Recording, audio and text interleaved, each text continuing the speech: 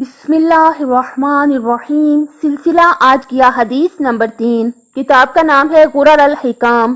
قال علی علیہ السلام: کثرت العجل یذل الانسان، زیادہ تر جلد بازی کرنا انسان سے غلطی کرواتا ہے۔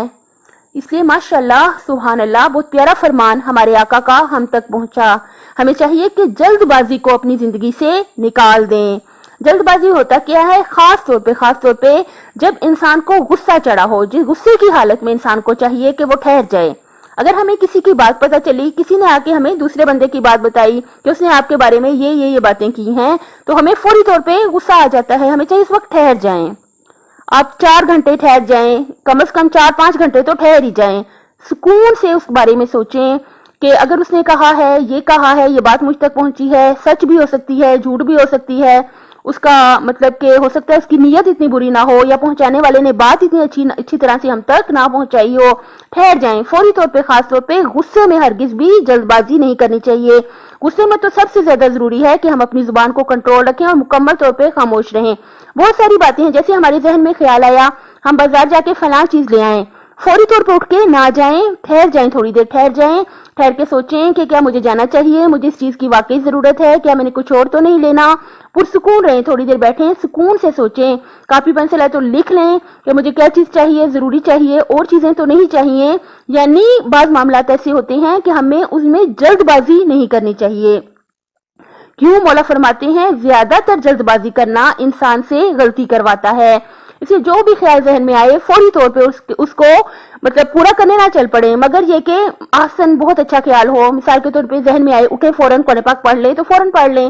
سب کو پتا ہے یہ اس معاملے میں نہیں کہا گیا، یہ دنیا کے معاملات میں کہا گیا ہے کہ سوچ سمجھ کے پھر ہم کوئی کام کریں۔ جیسے ہی کوئی خیال ذہن میں آئے فوری طور پہ اٹھ کے اس کو نہ کرنے لگ جائیں، سوچیں سمجھیں اور پھر اس کو کریں۔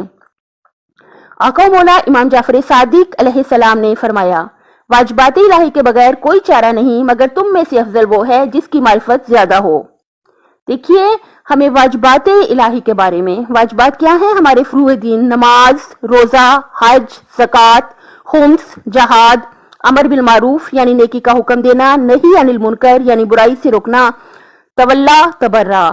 تولا یعنی محمد و آل محمد صلی اللہ علیہ وسلم اور ان کے چاہنے والوں سے محبت کرنا، اور تبرہ یعنی محمد و آل محمد صلی اللہ علیہ وسلم کے دشمنوں پر لعنت کرنا بے شمار۔ یہ ہمارے واجبات الہی ہیں، ان کو تو ہم نے پورا کرنا ہی ہے، اس کے علاوہ ہرگز بھی کوئی چارہ نہیں ہے۔ اگر ہم نے اللہ تعالیٰ کو راضی کرنا ہے، اپنی آخرت اور دنیا بہتر کرنی ہے، تو ان کو تو ہمیں پورا کرنا ہی ہے۔ اور مولا نے فرمایا مگر تم میں سے افضل وہ ہے جس کی معرفت زیادہ ہو۔ معرفت کیا ہوتا ہے؟ پہچاننا۔ کس کو پہچانے؟ اپنے اللہ کو پہچانے۔ کیسے پہچانے؟ قرآن مجید کو ترجمے کے ساتھ پڑھیں، وہاں پہ اللہ تعالیٰ کی بہت سی خصوصیات، بہت سی اللہ تعالیٰ کی صفات بیان کی گئی ہیں، جیسے کہ اللہ تعالیٰ گناہگاروں کو بخش دیتا ہے، جیسے کہ اللہ تعالیٰ نے قرآن مجید میں گناہگاروں کو گناہگار نہیں کہا، یہ نہیں کہا ہے گناہگاروں، کیا فرمایا ہے؟ میرے بندو، کہ جنہوں نے اپنے نفس پر ظلم کیا یعنی گناہ کیے تو اللہ تعالیٰ ان کو بخش دیتا ہے۔ اللہ کہتا ہے، اللہ تعالیٰ قرآن مجید میں بار بار کہتا ہے کہ گناہگاروں کو اللہ تعالیٰ بخش دیتا ہے۔ گناہگاروں کو چاہیے، ہمیں چاہیے کہ ہم جو ہر وقت گناہ کرتے رہتے ہیں، جھوٹ بولتے رہتے ہیں، غیبتیں کرتے رہتے ہیں، سچے دل سے شرمندہ ہو کے تڑپ کے اللہ تعالیٰ کہ ہماری تو جرت ہی نہیں ہونی چاہیے تھی کہ ہم نے اتنے عظیم پروردگار کی نافرمانی کی۔ تو بہت دکھ سے، بہت تکلیف سے جب ہم انشاءاللہ رو کے دعا کریں گے تو اللہ تعالیٰ ہمارے سارے گناہ بخش دے گا، اور اس کا ہمیں فائدہ کیا ہوگا کہ ہمیں مرنے کے بعد اپنے گناہوں کا عذاب برداشت نہیں کرنا پڑے گا۔ مولا نے کیا فرمایا؟ واجبات الہی کے بغیر کوئی چارہ نہیں، مگر تم میں سے افضل وہ ہے جس کی معرفت زیادہ ہو۔ ہمیں چاہیے ہم معرفت یعنی پہچانیں۔ کس کو پہچانیں؟ اللہ تعالیٰ کو پہچانیں۔ کیسے پہچانیں؟ قرآن مجید کو ترجمے سے پڑھیں، اور اس کے علاوہ یہ کہ آپ اللہ تعالیٰ کی بنائی ہوئی کائنات پہ غور کریں، آپ آسمان کو دیکھیں، آسمان پہ غور کریں، چاند سورج ستاروں پہ غور کریں، دن رات کے آنے جانے پہ غور کریں، موسموں کے بدلنے پہ غور کریں، اور کہیں سبحان اللہ، سبحان اللہ، پاک ہے اللہ تعالیٰ کہ ہر عیب و نقص سے پاک و پاکیزہ ہے ہمارا اللہ۔ تو اللہ تعالیٰ کو پہچانیں گے.